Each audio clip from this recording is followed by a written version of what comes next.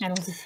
Allons-y. Alors, donc moi, je vais vous faire une introduction qui va consister d'abord à me présenter et à présenter EcoCO2 et ensuite à vous donner quelques éléments du paysage de l'écomobilité scolaire. Simplement pour que vous voyez un petit peu dans quel cadre cette écomobilité-là peut s'inscrire et comment vous pouvez faire levier dans vos collectivités pour mobiliser des élus, mobiliser des techniciens et mobiliser la population sur ces questions-là. Alors, tout d'abord, donc, EcoCO2, notre société, donc on est une jeune entreprise, même si on a maintenant un peu plus de 10 ans, mais on est encore une jeune entreprise, d'un peu plus, un peu plus de 100 salariés, 117 je crois aujourd'hui à ce jour, ou 115, je ne sais plus exactement, du secteur de l'économie sociale et solidaire. Et notre métier, c'est de participer et d'accélérer la transition écologique et donc d'intervenir auprès des collectivités, des entreprises et des particuliers. Pour ce faire, on a plusieurs secteurs. Un secteur, on va dire, un peu classique, qui est un secteur de bureau d'études, comme on peut le retrouver dans d'autres entreprises, donc qui participent à des études et qui réalisent des études pour des collectivités, essentiellement. Un secteur qui est plus, alors là peut-être un peu plus original, qui est sur la production d'outils connectés qui permettent derrière d'évaluer, de mesurer des économies d'énergie. Et puis un troisième pôle, qui est le pôle dans lequel s'inscrit le programme qu'on va vous présenter, qui est un pôle de sensibilisation, d'accompagnement au changement, à la fois, comme je vous l'ai dit, des entreprises, des collectivités et des particuliers. Voilà, nous sommes basés sur Nanterre, répartis un petit peu partout sur tout le territoire national, mais plus particulièrement dans certaines régions, PACA, Auras, Nouvelle-Aquitaine notamment. Donc ça, ce sont des régions où on est plutôt présent avec des équipes physiques. Donc, dans quel paysage s'inscrit Mobi? Là, je vais utiliser un sondage qu'on a réalisé avec l'IFOP sur ces questions d'écomobilité. Et c'est un sondage qu'on va réaliser à nouveau cette année. Donc, l'idée, c'est de mettre en place une sorte de baromètre qui nous permettrait un peu d'évaluer au fil de l'eau l'écomobilité scolaire et d'en évaluer un peu les évolutions. Donc, c'est un sondage classique qui a été réalisé par l'IFOP auprès de 1001 familles représentatives avec un panel établi par l'IFOP, donc qui présente toutes les garanties pour qu'on ait quelques données un peu objectives. Ce que nous dit déjà l'éducation nationale, c'est que les communautés scolaires, ça représente 26 millions de trajets quotidiens, donc c'est pas rien. Et 26 millions, c'est simplement le nombre d'élèves multiplié par 2, il y a 2 voyages, aller-retour tous les jours, donc on est autour de 26 millions, donc c'est effectivement quelque chose de très conséquent. Et c'est quelque chose de très conséquent, mais qui est parfois très peu analysé. C'est vraiment dans l'angle mort de la mobilité, sans jeu de mots, mais c'est vraiment dans l'angle mort de la mobilité, parce que ce sont des déplacements quotidiens et un peu contraints. Donc, voilà, on les fait, on n'a pas le choix, donc forcément, on n'y prête pas forcément attention. Si on qualifie rapidement ces déplacements, ce sont des trajets plutôt rapides, d'une quinzaine de minutes en moyenne, pour une bonne majorité des élèves, 58%, alors tous les élèves confondus, du primaire jusqu'au lycée. Ce sont des temps de transport qui sont rarement supérieurs à 30 minutes, donc on est vraiment sur des temps courts, des distances courtes et des temps plutôt courts, et ce sont des trajets qui sont très souvent accompagnés. Alors bien évidemment, surtout pour les primaires, et encore plus pour les maternelles, un petit peu moins pour les collégiens et pratiquement plus pour les lycéens évidemment, mais si on regarde l'ensemble, on est quand même sur des trajets qui sont très souvent accompagnés. Donc voilà un peu pour les qualifier. Quels sont les modes qui dominent? Sans surprise, c'est encore la voiture qui reste majoritaire pour l'ensemble de ces transports, alors que vous avez vu tout à l'heure que c'était des transports, des mobilités qui étaient courtes et sur une courte distance. On sait que dans les premiers kilomètres, les voitures, c'est là qu'elles sont le plus émettrices de gaz à effet de serre. Donc c'est intéressant de se dire que sur des trajets aussi courts, si on limite l'usage de la voiture, on va peut-être avoir un impact relativement conséquent finalement. Donc, on est autour de 30%, encore une fois, ce sont tous les élèves confondus. La marche à pied, on est sur un quart, donc c'est pas si mal, c'est-à-dire qu'on se rend quand même encore pour un quart des personnes à l'école à pied. Alors c'est effectivement, encore une fois, souvent en maternelle, souvent en primaire, un peu moins en collège et très peu au lycée. Les transports communs, tout confondus, dédiés scolaires ou classiques, bus, tramway, etc., c'est 19 et 18%, donc on est autour de un petit peu moins de 40%, si on mélange les deux. Le vélo et le covoiturage, les modes un peu alternatifs de déplacement, restent encore très minoritaires. Le vélo, c'est 2%, le covoiturage, c'est 1%, et ce 1%, il est souvent lié il est souvent au milieu rural. Le covoiturage, là, quelquefois, a des effets très intéressants sur les déplacements scolaires, mais ça reste encore des déplacements qui sont très marginaux. Si on interroge un petit peu les personnes, quand on interroge un peu les personnes sur ce qui fait qu'ils vont choisir tel ou tel moyen de transport, la sécurité revient systématiquement, 97%. Il est clair qu'on n'autorise pas son enfant à aller à l'école à pied si le trajet ne présente pas toutes les garanties de sécurité.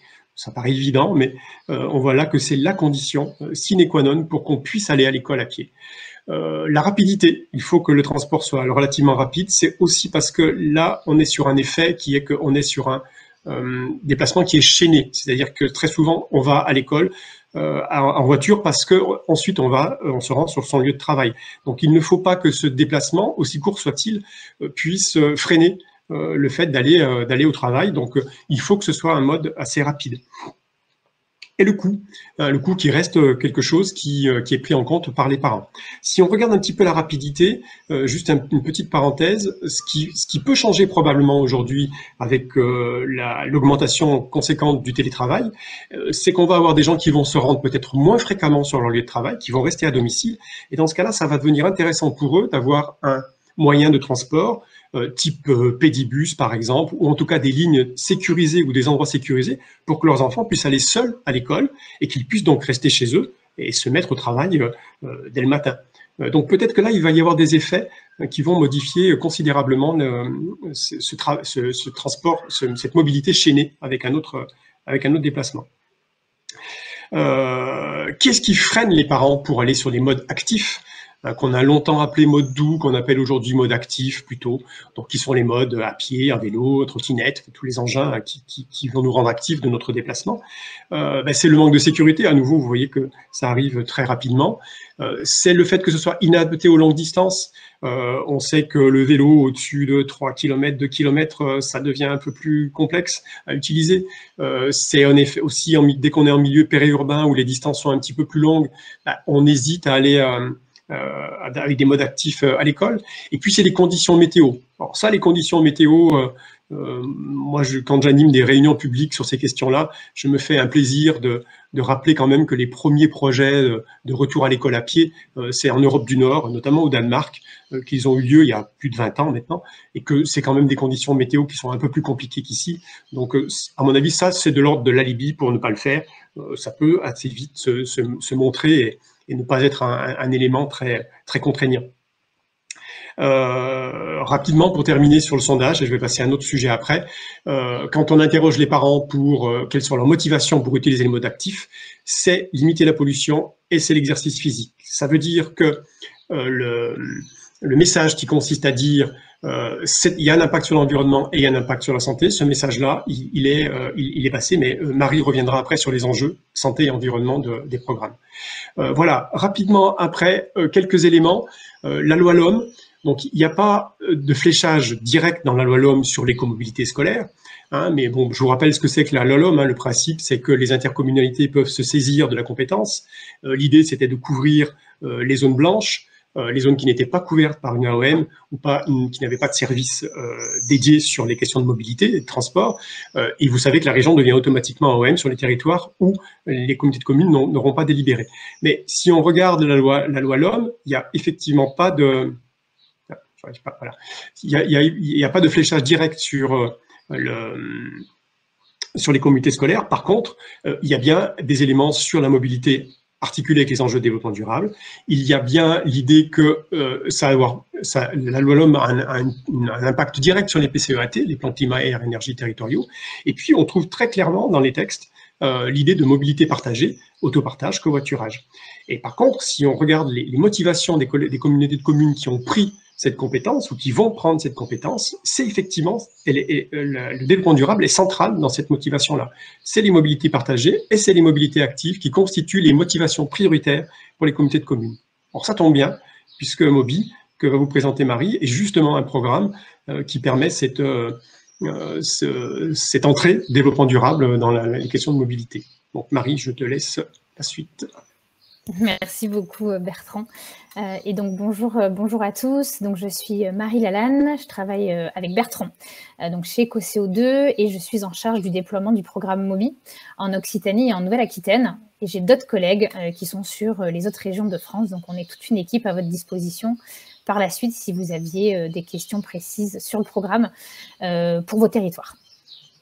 Alors, le programme Mobi, peut-être avant de rentrer vraiment dans le vif du sujet et de vous parler à la fois du contenu et des modalités de déploiement, quelques mots sur les enjeux de l'écomobilité scolaire.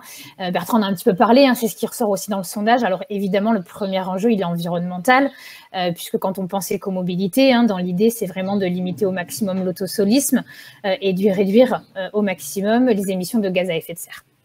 Donc, c'est vraiment le premier enjeu auquel on pense, dans le but également de limiter évidemment la pollution aux abords des établissements scolaires. Il y a un deuxième enjeu qui est l'enjeu de la santé et notamment dans le cadre de l'écomobilité scolaire puisqu'on s'adresse donc à un jeune public, au public des enfants et on sait que la sédentarité aujourd'hui est un problème majeur en matière de santé publique. Donc, dans l'idée de l'écomobilité scolaire, on va effectivement essayer de favoriser des modes de transport plus sobres, mais aussi plus actifs. Marche à pied, vélo, etc. Le troisième enjeu, il est sécuritaire, puisque, comme le disait Bertrand, hein, ça fait quand même partie aussi des premiers freins de la part des parents pour ne pas utiliser la voiture pour emmener leurs enfants à l'école. L'idée aussi du programme Mobi, c'est de venir toucher du doigt, questionner ou en tout cas répondre à cet enjeu de sécurité au travers du rééquilibrage en fait du partage de l'espace public et de redonner une place sécurisée et agréable à chacun, aux piétons, aux cyclistes, aux voitures, aux transports en commun, etc. Et puis plus largement, on a évidemment un enjeu de cadre de vie parce qu'on va de manière plutôt générale réduire les nuisances, hein, qu'elles soient sonores, qu'elles soient liées au trafic, etc. Et on va aussi finalement essayer de retrouver un petit peu de lien social, d'entraide et de convivialité au sein de cette communauté qui gravite autour de l'établissement scolaire. Donc voilà un peu pour les enjeux qui sont questionnés, qui sont fléchés par le programme Mobi et l'écomobilité scolaire. Alors, pour rentrer vraiment dans le vif du sujet, Mobi est un programme qui a un double objectif. Le premier, c'est d'accompagner la mise en place de ce qu'on appelle un PDES, un plan donc, de déplacement établissement scolaire. Donc, certains d'entre vous sont peut-être familiers avec cet acronyme, j'y reviendrai juste après. Dans le cadre de Mobi, ce PDES, il va être co-construit. Il va être construit de manière participative. C'est vraiment un des axes du programme Mobi, où on va faire en sorte que toutes les parties prenantes volontaires s'impliquent sur ce programme-là, notamment dans un souci d'impact et de réussite du programme. Et le deuxième objectif, c'est un objectif de sensibilisation, puisque l'idée, c'est aussi de venir soutenir cette démarche du PDES en sensibilisant les élèves des établissements qui vont être accompagnés à cette nécessité finalement de limiter au maximum son impact environnemental dans le cadre de ces déplacements, quand c'est possible. Donc, Mobi est un programme qui est labellisé par le ministère de la Transition écologique, donc labellisé et dans le cadre de cette labellisation financé par le mécanisme des C2E, certificats d'économie d'énergie. J'y reviendrai un petit peu plus précisément quand on parlera du budget, puisque c'est précisément sur le budget que la prise en charge a un impact. C'est un programme qui est labellisé jusqu'en décembre 2023, dans le cadre d'une convention cadre donc avec l'État. Hein. Aujourd'hui, le programme se déploie sur entre 1 an et demi et 2 ans. Donc, en matière de calendrier, ce qu'il faut garder en tête aujourd'hui, c'est qu'au plus tard, il faudrait pouvoir commencer les programmes Mobi au printemps 2022. Donc, vous voyez qu'on a encore un petit peu de temps. Si c'est un programme qui vous intéresse, on a encore largement le temps d'en discuter et de prévoir le déploiement. Alors, un PDES, peut-être pour revenir rapidement sur la définition, pour ceux qui ne seraient pas forcément familiers avec cet acronyme, un PDES, en fait, c'est finalement un ensemble de mesures et d'actions qui vont permettre de favoriser, d'utiliser des modes de transport alternatifs à la voiture individuelle dans le cadre donc, des déplacements vers et depuis les établissements scolaires. Donc, le PDES va porter sur l'ensemble de ces déplacements autour de l'établissement scolaire. Donc, évidemment, les déplacements des élèves et de leurs parents ou familles, plus largement. Les déplacements des enseignants et du personnel de l'établissement. Mais également, tout ce qu'on va appeler les déplacements occasionnels. Donc, les sorties de classe culturelles sportives. Il y en a eu un petit peu moins récemment, compte tenu de la crise sanitaire, mais c'est des choses qui vont revenir et c'est des choses qui vont aussi être étudiées. Et puis, également, les déplacements logistiques. Les livraisons ou autres, on va également venir étudier ces déplacements-là pour essayer de trouver des alternatives, puisqu'il s'agit bien de déplacements vers et depuis l'établissement scolaire. Et donc, l'apport de Moby dans tout ça, la valeur ajoutée, c'est notamment d'avoir un chargé de mission qui va être dédié à ce programme-là, qui va être finalement le pilote principal et qui va déployer le programme aux côtés à la fois de la collectivité et de l'établissement scolaire. Ce chargé de mission, il est dans la majorité des cas issu d'une structure locale avec laquelle on travaille. C'est important pour nous de solliciter un acteur local qui a la connaissance du territoire, qui a la connaissance également des collectivités. On va s'assurer d'un certain nombre de compétences, évidemment. On va venir former ce chargé de mission à la fois à nos outils, à nos méthodes, au contenu du programme. Et puis, évidemment, on va aussi l'accompagner tout le long du déploiement du projet. Mais c'est vraiment cette personne-là qui va être le pilote principal du programme. La structure, ça peut être une structure associative, ça peut être également un bureau d'études, ça peut être un indépendant. L'important pour nous étant les compétences qu'il va présenter et sa connaissance du territoire.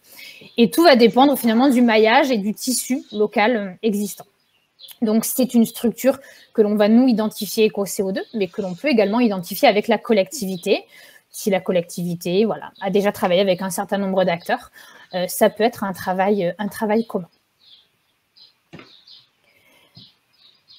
Alors, concrètement, le programme Moby, comment il se déploie, quelles sont les différentes étapes? Vous avez un petit planning, disons, indicatif à l'écran qui vous détaille chaque étape.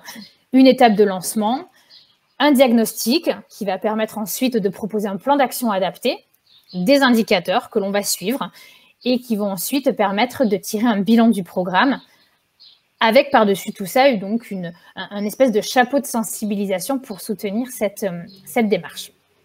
Donc, je vais revenir concrètement sur ce que l'on met derrière chaque étape pour bien comprendre. Le lancement, il va se faire à deux niveaux. D'abord, à un niveau plutôt territorial, disons que c'est plutôt la phase un petit peu préparatoire, la phase amont du projet.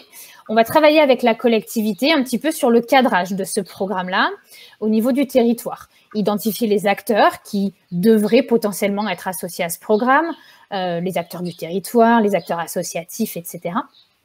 On va faire une réunion publique également de lancement pour communiquer largement aux administrés sur ce programme-là et inciter les personnes concernées finalement à y prendre part.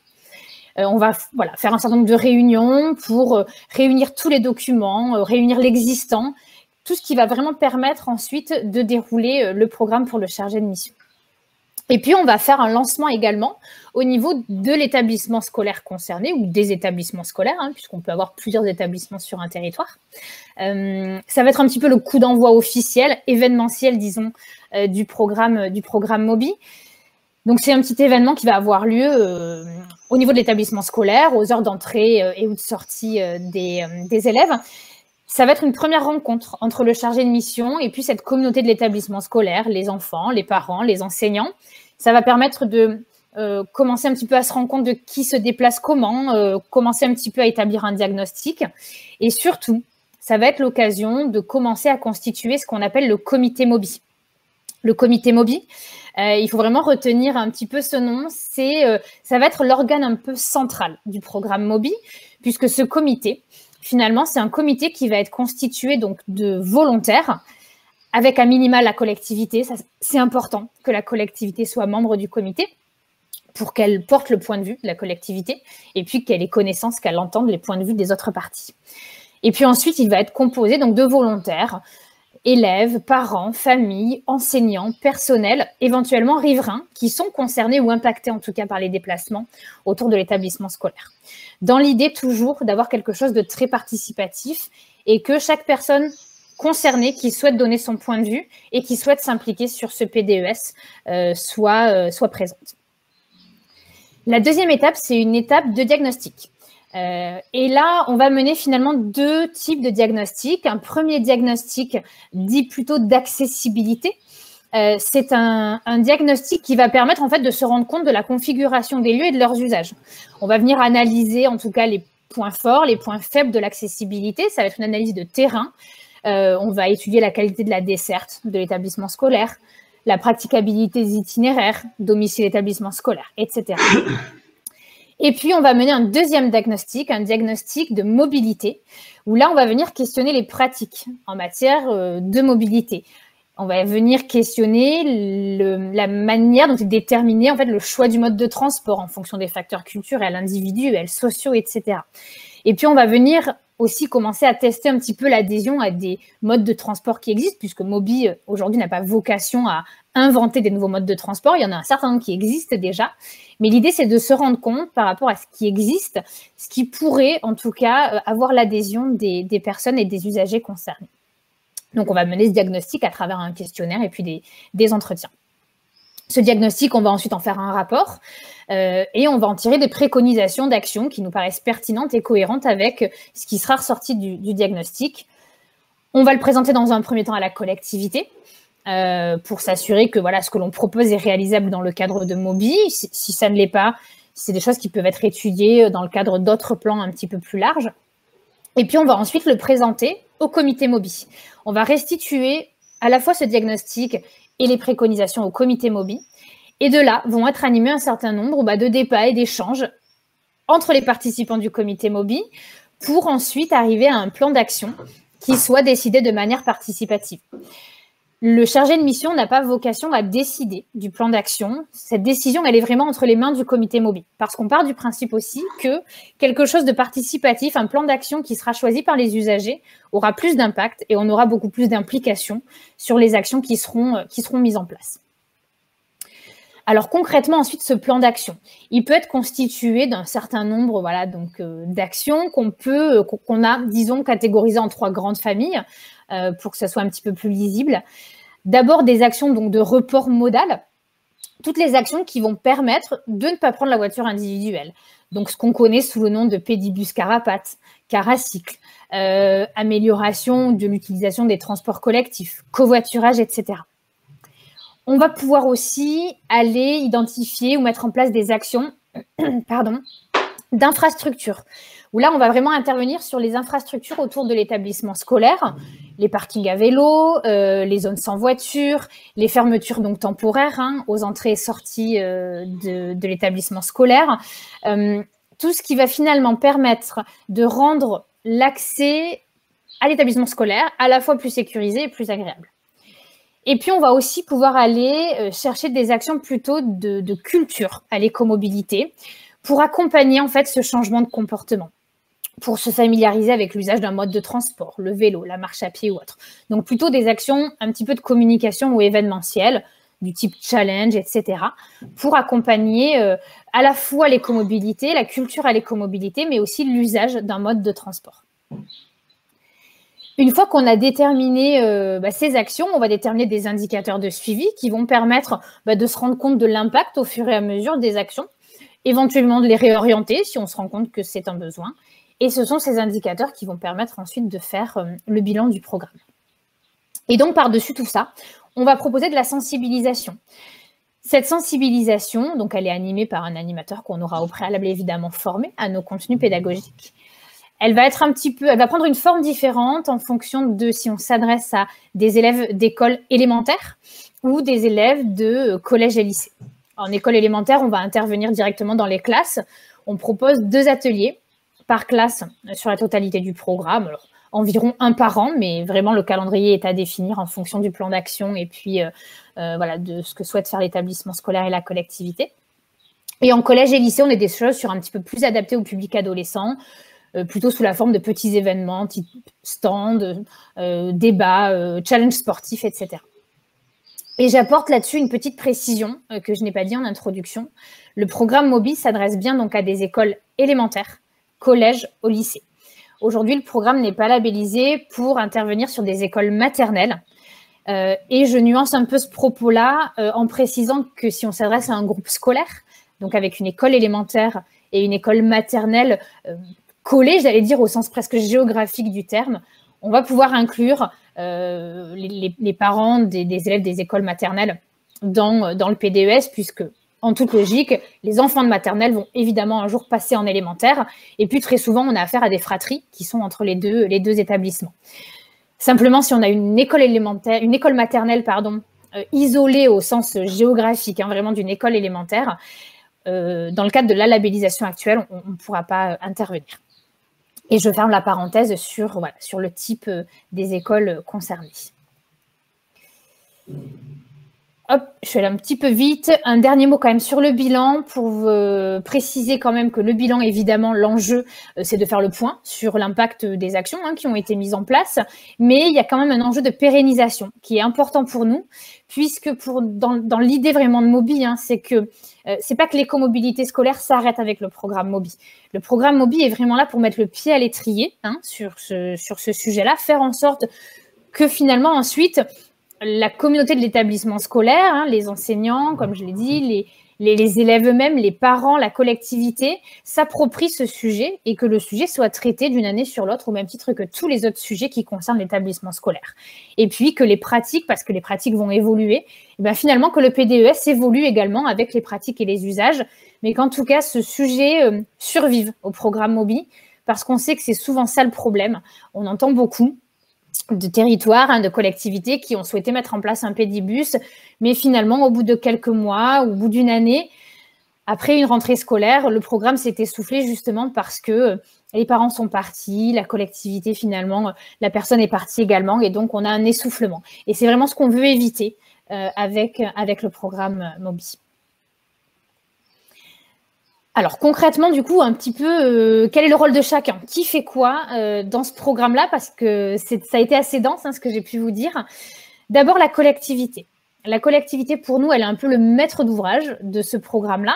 C'est important d'avoir un référent, un chef de projet qui va être identifié au sein de la collectivité et qui sera cette personne ressource pour le chargé de mission.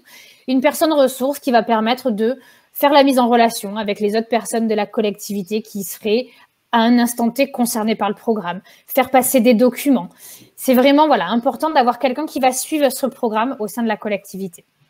C'est la collectivité qui va recruter les établissements scolaires. Nous, EcoCO2, on n'a pas vocation à faire le choix à la place de la collectivité, même si on peut conseiller ou accompagner ce choix-là. Et puis, évidemment, elle va co-organiser le lancement, être membre du comité Mobi, c'est important. Et puis valider et mettre en place des actions si elle est concernée par des moyens humains ou financiers. Nous, EcoCO2, on est le maître d'œuvre, on est vraiment à la manœuvre, à la création de ce programme-là. On a élaboré les outils, les contenus, on coordonne et on forme les partenaires locaux. Et puis, on est garant de la bonne réalisation du programme et on gère l'aspect financement. J'y reviendrai juste après quand je parlerai du budget. Le chargé de mission, c'est le pilote. C'est le pilote du programme, c'est vraiment la personne qui va déployer le programme, du lancement au bilan, en passant par le diagnostic, le plan d'action, l'animation des actions de sensibilisation, etc. C'est lui qui déroule le programme. Le comité, c'est le comité de pilotage, finalement, un peu de ce programme-là, puisque c'est ce comité qui va choisir les actions, qui va décider, finalement, du PDES de manière participative, qui va aider le chargé de mission à la fois à réaliser le diagnostic, puisque le comité va transmettre des informations, va témoigner, finalement, au sein de ce comité-là. Et puis, il va s'impliquer aussi sur les plans d'action, sur certaines actions sur lesquelles on attendra une implication des parents d'élèves, des enseignants, de la collectivité, etc. Et puis enfin, les enseignants. Ce qu'on demande aux enseignants à minima, c'est de libérer les créneaux de sensibilisation, évidemment, puisqu'on intervient directement en classe, en école élémentaire, de faire passer l'information du questionnaire mobilité qui permet de faire le diagnostic mobilité auprès des parents et des familles, et puis, au même titre que de n'importe quel usager ou personne concernée, de participer au comité Mobi, mais sur la base du volontariat. Ce qui est important, finalement, dans le cadre des établissements scolaires, donc de manière un peu plus large que les enseignants eux-mêmes, c'est vraiment d'avoir une adhésion, en fait, de l'établissement sur ce souhait de travailler l'écomobilité scolaire. Il n'y a pas de charge de travail supplémentaire, ni pour l'établissement, ni pour les enseignants, mais évidemment, le fait d'avoir une adhésion sur ce souhait de travailler ce sujet-là, forcément facilitera la mise en place du programme Mobi et du PDES. Voilà un peu pour ce qu'est le programme MOBI, et j'en viens au budget puisque je regarde un peu l'heure et je souhaiterais qu'on garde un peu de temps pour répondre aux questions. Alors, le budget, ça fait écho à ce que j'ai pu dire en introduction. Le financement du programme MOBI est assuré à hauteur de 77% par les C2E, financés par les énergéticiens. Donc, la collectivité s'acquitte du complément, du reste à charge, qui est donc de 23%. Et la collectivité n'a pas à avancer la totalité, c'est important. C'est vraiment nous, EcoCO2, qui gérons l'aspect financement C2E. Aujourd'hui, le coût global du programme, il dépend d'un certain nombre de facteurs volume, parce que sur le principe un peu basique des économies d'échelle, plus on a de volume, plus on va pouvoir mutualiser un certain nombre de lignes budgétaires finalement, à la fois au sein de la structure, mais également au sein d'EcoCO2. Donc aujourd'hui, le coût global va dépendre du nombre d'écoles engagées sur le territoire et du nombre de classes qui vont être sensibilisées. Aujourd'hui, l'ordre de grandeur à garder en tête en termes de budget pour le reste à charge collectivité, il faut garder en tête qu'on est entre 5 000 et 9 000 euros par programme, donc pour la totalité du programme en reste à charge pour la collectivité, avec donc garder à l'esprit cette idée de dégressivité du tarif par établissement scolaire en fonction du volume. Pour les collèges et lycées, on est exactement sur le même principe, sur vraiment ce même principe de dégressivité, sur cette même prise en charge à hauteur de 77%, avec simplement un tarif un tout petit peu plus élevé au démarrage, puisque quand on s'adresse à des collèges et lycées, on est sur des établissements généralement qui sont un petit peu plus conséquents, donc avec un volume plus important pour le diagnostic notamment, et également sur des déplacements, établissements, domiciles qui sont un petit peu plus éloignés, qui sont un petit peu plus lointains, puisque voilà, c'est sur le principe, quand on est au collège et au lycée, on a une carte scolaire qui est un petit peu plus large généralement que sur un établissement du type école élémentaire. Et donc, évidemment, on peut tout à fait, sur un territoire, donc sur une commune, une intercommunalité, même à l'échelle d'un département ou d'une région, avoir à la fois des écoles élémentaires, des collèges et des lycées qui s'engagent en même temps pour justement bénéficier de cette dégressivité et cette mutualisation des budgets. J'en ai donc terminé voilà, pour vous présenter le programme MOBI. Il nous reste, je pense, une dizaine de minutes pour répondre à un certain nombre de questions. Je vous remercie pour votre attention et Bertrand, je te propose peut-être que l'on regarde les questions qui ont été posées dans le chat et qu'on y réponde ensemble. Alors, il y a des questions et des remarques, ou en tout cas des remarques. Alors, une première question de Monsieur Thierry F. Crèche et école élémentaire et primaire sont voisines. Est-ce que l'on peut englober la crèche dans la démarche?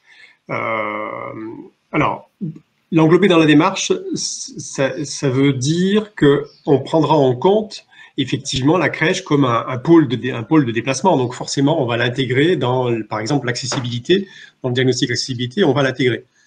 Dans le questionnaire sur la mobilité, il y a des questions qui permettent aux parents de dire s'ils ont d'autres trajets que ce trajet qu'on va analyser, qui est le trajet de l'école élémentaire. Mais en tout cas, alors donc ça veut dire qu'en gros, on va prendre en compte la crèche dans le diagnostic, forcément. C'est un pôle de déplacement, donc il va falloir l'intégrer, il va falloir réfléchir avec les déplacements qui vont avoir lieu à la crèche, mais on n'interviendra pas sur la crèche. Donc ça, je pense que vous aviez imaginé, vous n'aviez pas imaginé qu'on puisse faire de la sensibilisation sur la mobilité à la crèche, j'en suis certain. Mais en tout cas, mais aussi, on n'intégrera pas la crèche avec un questionnaire, par exemple, dédié aux parents qui utilisent la crèche. Je ne sais pas si je suis très clair, mais on va l'intégrer dans la réflexion, mais on n'a pas d'outils et de questionnaire spécifique pour les parents qui utilisent la crèche. Donc voilà. Mais bon, voilà, elle est intégrée dans la réflexion. On a des cas de figure comme ça où on est sur des lieux où l'école élémentaire est proche de la crèche et proche de l'école maternelle. On sait très bien que si on ne tient pas compte de ces deux pôles de déplacement, on va passer à côté dans le plan d'action. On peut passer complètement à côté dans le plan d'action. Donc il faut les intégrer dans la réflexion. Si je remonte après, Monsieur Ferrotin Alors peut-être que c'était la même personne. Hein, oui, ça doit être peut-être. Oui, c'est la même personne. Ben voilà. Donc, Monsieur Ferrotin est donc maire de Bivier. Donc oui, je crois que je vois votre programme. Vous avez dû être en contact avec Chloé Aumont ou Marie-Clémence Verda chez nous qui s'occupe de cette région-là. Donc, bienvenue à Moby et bravo pour votre choix. C'est le bon choix, hein, il n'y a aucun doute. Donc, on est ravis de vous accompagner. On est ravis de vous accompagner. Alors, je vois qu'il y a un commentaire aussi de Mathilde Vignat, de la ville de Grenoble, qui est en charge d'un projet sur le déploiement du savoir rouler à vélo et qui est intéressée dans le cadre de cette démarche. Et effectivement, c'est complètement complémentaire. Ah oui. La démarche savoir rouler à vélo et le programme Moby sont effectivement deux démarches qui sont parfaitement complémentaires et qui s'imbriquent totalement ensemble. Donc, c'est... alors, ça s'imbrique particulièrement dans le plan d'action, c'est-à-dire que l'opération savoir rouler à vélo peut faire partie et intégrer un plan d'action Moby, mais j'attire votre attention, Madame Vignas, sur quelque chose de peut-être assez nouveau que vous ne connaissez pas, ou en tout cas qui n'est pas encore très connu, c'est que la FUB porte un nouveau certificat d'économie d'énergie qui s'appelle Génération Vélo, et qui est en fait un certificat d'économie d'énergie qui va permettre de rendre peut-être encore plus opérationnel l'opération savoir rouler à vélo.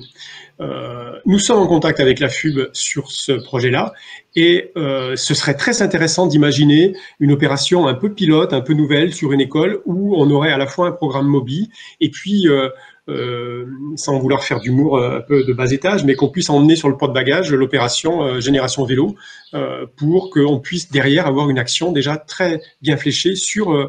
avec des moyens sur le savoir rouler à vélo. Donc ça, c'est très intéressant. Donc, je vous invite à rester en contact avec nous parce que là, il y a effectivement une opération qui peut être très, très pertinente à monter. Absolument. Je vois qu'on a un commentaire aussi de Sébastien M, de la ville du Tré dans le 76, qui est intéressé dans le cadre de la démarche Citergie sur la collectivité. Et effectivement, dans le cadre d'une démarche comme Citergie, mais au même titre que les démarches TEPOS, les plans climat, les contrats de transition écologique, et voilà, toutes ces démarches-là de développement durable au sens large, le programme Moby est vraiment une solution finalement très concrète pour répondre à des actions qui seraient fléchées dans le cadre de ces démarches-là sur la mobilité et plus particulièrement sur l'écomobilité scolaire. Et on a le cas sur certains territoires qui s'engagent sur Moby justement dans le cadre de ces différentes démarches, dont la démarche Citergie.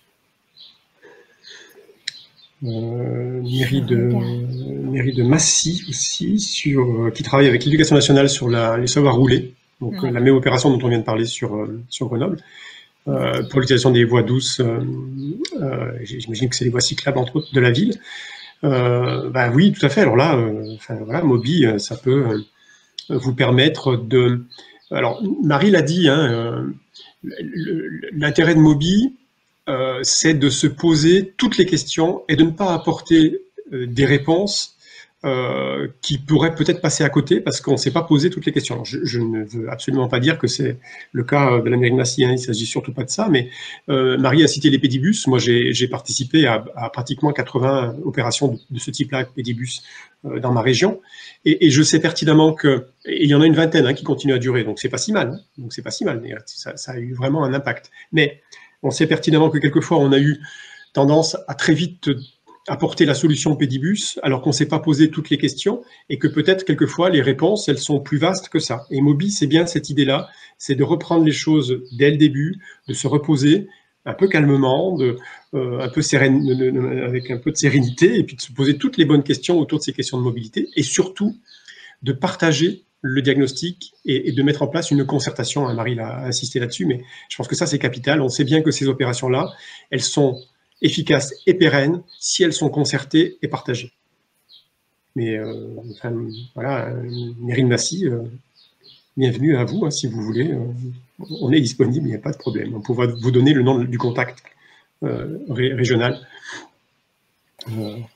rapidement. Absolument. Alors, j'ai rapporté quelques questions que j'ai vues passer dans le chat, d'où toujours Mathilde V. Le reste à charge correspond au prix pour un établissement. Donc, effectivement, dans ce qui a été présenté, c'est une fourchette un petit peu large, encore une fois. Et je profite de cette question-là pour vous dire que il faut vraiment pas hésiter à nous solliciter, donc nous, vos référents en région, pour qu'on puisse vous envoyer une simulation budgétaire qui soit un peu plus fine et qui corresponde à la réalité de votre territoire en fonction du nombre d'écoles et de classes que vous aimeriez engager dans Mobi, ou ne serait-ce que pour que vous puissiez avoir des éléments budgétaires pour alimenter votre réflexion. Et ça ne vous engage strictement à rien. Donc, n'hésitez vraiment surtout pas à nous solliciter pour qu'on puisse vous envoyer quelque chose d'un petit peu plus précis en matière de budget. Alors, une question de Madame Fabienne. Alors, oui, bien sûr qu'il n'est pas... Enfin, l'idée dans ce qu'a présenté Marie, c'était pas de vous dire qu'il faut recruter impérativement un technicien, mais il faut que vous puissiez mobiliser à l'intérieur de la collectivité un technicien qui va être en charge spécifiquement du suivi de ce programme. On a un petit... Marie est passée très vite et pour cause sur cet aspect-là, mais on a un petit document qui précise très concrètement le rôle de cette personne qui est identifiée au sein de la collectivité.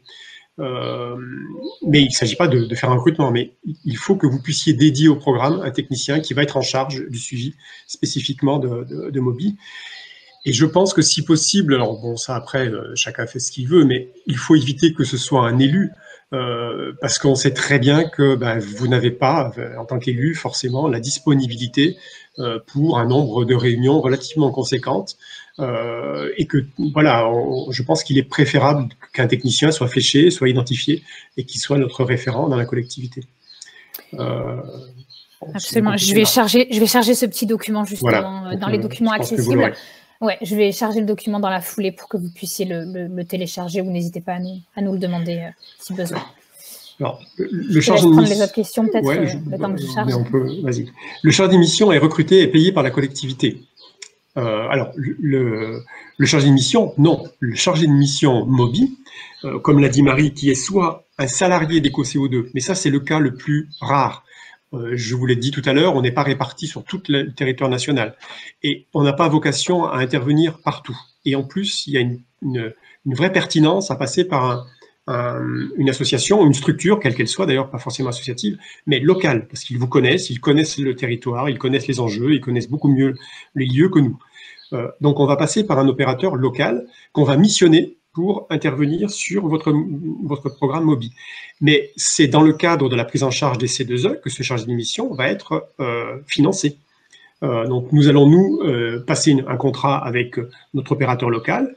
Ce contrat, derrière, il y a un montant qui correspond à sa prestation, et donc c'est nous qui prenons en charge le financement du chargé de mission. Cette prise en charge, elle est donc 77% C2E, et il reste donc les 25%, il reste à charge de la collectivité, et c'est ce budget global qui va permettre de rémunérer ce chargé de mission, qui va intervenir sur le PDES, mais qui va peut-être aussi intervenir en classe, puisque très souvent, le chargé de mission peut faire les deux, enfin pas très souvent, il peut faire les deux. Il peut être à la fois le pilote du PDES et l'intervenant dans la classe. Ça peut être deux personnes différentes, ça peut même être deux structures différentes. On essaie d'éviter ça, mais on n'a quelquefois pas le choix. On a un cas en Dordogne où on n'a pas forcément trouvé la structure qui avait la double compétence, à savoir accompagner une collectivité et intervenir en classe. Donc on a trouvé une structure qui est capable d'intervenir auprès d'une collectivité et de l'accompagner sur un plan de déplacement scolaire. Et on a trouvé une autre structure qui, elle, est capable de mener à terme des programmes pédagogiques dans une classe élémentaire, avec toutes les compétences qui vont bien. Voilà, je pense que si j'ai répondu, je pense que... Exactement. Et je vois qu'il est 45, mais on peut peut-être prendre une dernière question que je vois dans le chat de Hélène C. Bonjour, est-il possible de ne déployer ce dispositif que sur une seule partie des classes d'une école? Et effectivement, la sensibilisation, la partie sensibilisation peut être déployée sur seulement une partie des classes élémentaires. On n'a aucune contrainte, aucune obligation sur la totalité des classes. C'est vraiment au choix à la fois de la collectivité et de l'école. Donc, pour la sensibilisation, c'est vraiment au choix. Voilà, donc il y a plein de demandes de contact en Normandie. Oui, donc ça, on vous fera je vois passer que tout Cécile ça. est en train de répondre. Voilà, c'est beaucoup super. le territoire de Benoît Lamotte. Ouais. Je remonte rapidement, voir si on a... Ah oui, c'est tout Benoît. Massy, effectivement, c'est Benoît aussi. Ouais. Exactement. Et alors, je pense qu'on a fait le tour. Ouais. Par exemple, un chargé de mission en charge des transports ou d'un plan climat. Oui, tout à fait. Tout à fait, ça rentre dans les compétences. Voilà. Et je vois qu'on a une dernière question, il est 46, mais on peut peut-être se permettre de dépasser d'1 minute. Une collectivité a intérêt à regarder les ressources humaines dont elle dispose en interne, si elle peut missionner un chargé de mission sur ce projet, ce qui lui permet de faire durer le projet. Question, dans ce cas, la collectivité reçoit une subvention, point d'interrogation. Alors ça, c'est hors Mobi. Oui, voilà, pas de notre part. En tout cas, en fait, déjà, nous, ce qu'on va pouvoir apporter, c'est 77% de 75-77% de financement du programme Mobi, donc sur 200. Ensuite, on ne peut pas subventionner ou aider la collectivité au-delà de cette période-là. Par contre, je vous invite à vous rapprocher de votre ADEME local, qui quelquefois, qui peut avoir des budgets dédiés sur ces questions-là. Mais là où vous avez complètement raison, c'est que il faut vraiment qu'il y ait une personne dédiée au sein de la collectivité sur ce programme-là. Mais au-delà de ça, tous les programmes qu'on a vus perdurer longtemps sur ces questions-là, c'est parce que derrière, il y avait un technicien qui se chargeait chaque année scolaire de relancer un peu les choses, de faire attention à ce que la signalétique soit bien en place, voilà, de faire un travail de fond. Ça, vous avez entièrement raison, il n'y a pas de doute. Exactement. Et je complète rapidement, où je sais que sur certains territoires, alors je ne crois pas que ça soit encore acté, mais il a été question que le chargé de mission Petite Ville de demain puisse prendre aussi ce rôle de référent Mobi, si la mobilité fait partie des sujets qui sont fléchés voilà, dans le programme Petite Ville de demain sur le territoire en question. Voilà. Donc ça peut être aussi une solution. En tout cas, il y a un certain nombre de pistes de réflexion pour attribuer ce rôle du référent collectivité.